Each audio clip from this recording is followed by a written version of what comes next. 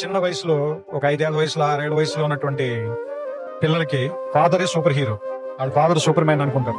వాడు స్కూల్కి వెళ్ళి వాడికి ఒక 10 ఏళ్ళు అంత వచ్చిన తర్వాత ఇంకా వేరే వాళ్ళు ఇంకా డబ్బున్న వాళ్ళ ఫాదర్లని లేదా ఇంకా బాగా పెద్ద పెద్ద కార్లు ఉన్న వాళ్ళని వీళ్ళని చూసిన తర్వాత మా నాన్న అంత గొప్పడు కాదేమోలే, మా నాన్నకంటే గొప్పలు కూడా ఇంకా చాలా మంది ఉన్నారేమో అనిపిస్తుంది.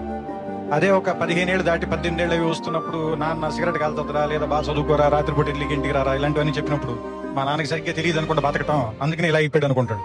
వీడికి ఒక 20 ఏళ్ళు 25 ఏళ్ళు వచ్చి ఒక అమ్మాయిని పెళ్లి చేసుకున్న తర్వాత ఒక ఫ్లాట్ రెంట్కి తీసుకోవటం, ఉద్యోగం చేయటం, ఇలాంటప్పుడు నాన్న మనం వరి అనుకున్నంత వేస్ట్ ఏం కాదనుకుంటాం. ఆ తర్వాత ఒక 35-40 దాటిన తర్వాత పిల్లలు కొంచెం పెద్దవాళ్ళు అవుతుంటే స్కూల్ ఫీజులు, ఆ తర్వాత వాళ్ళకి ఏదైనా ఒంట్లో బాగున్నప్పుడు రాత్రిపూట హాస్పిటల్కి పరిగెత్తటాలు, ఇలాంటప్పుడు నాన్న గుర్తుంచి కళ్ళలో నీళ్ళు వస్తాయి. ఈ బాబు ఇన్ని కష్టాలు పడి మన అందరినీ పెంచి ఇక్కడ తీసుకొచ్చాడని. కానీ మనం చెప్పేసరికి చాలా మంది నాన్నలు ఉండరు. అందుకని నాన్న బతికుండగానే మనందరం థ్యాంక్స్ చెప్తాం.